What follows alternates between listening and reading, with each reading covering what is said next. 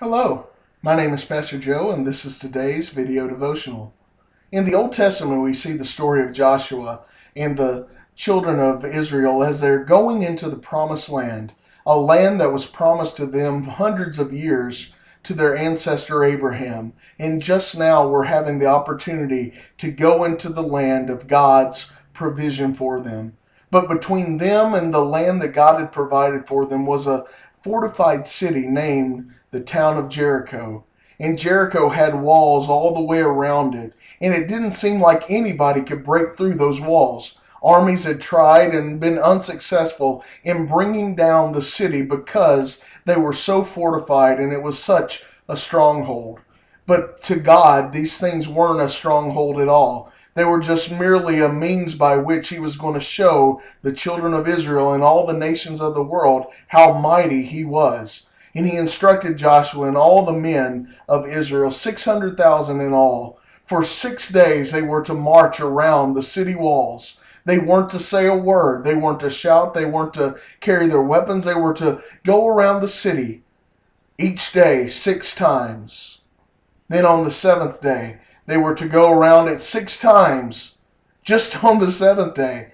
Then one last time they were to go around it. Then they were to blow the trumpet and with a loud voice give praise to God. And the moment in which they did that, we see God answered their cry as they followed His plan exactly as He laid out for them. They cried out, and the walls of the city came tumbling down, and the children of Israel ran in and conquered the city. The first in the line of many cities that would fall to the hand of God as they were going into the promised land. What does that say to you and I today?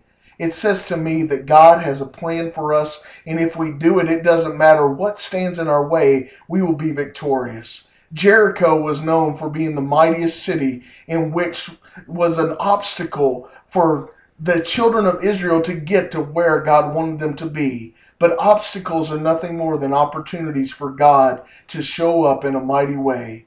What's your Jericho today? What's standing between you and the promised land that God has for you?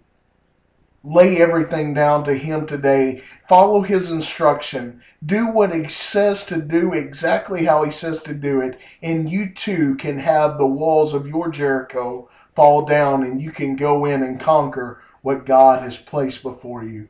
Go in this power. Go in this faith. Go in this promise and put your trust in it today. Follow Him completely. Jericho's not going to stand in your way unless you let it. Have a great day.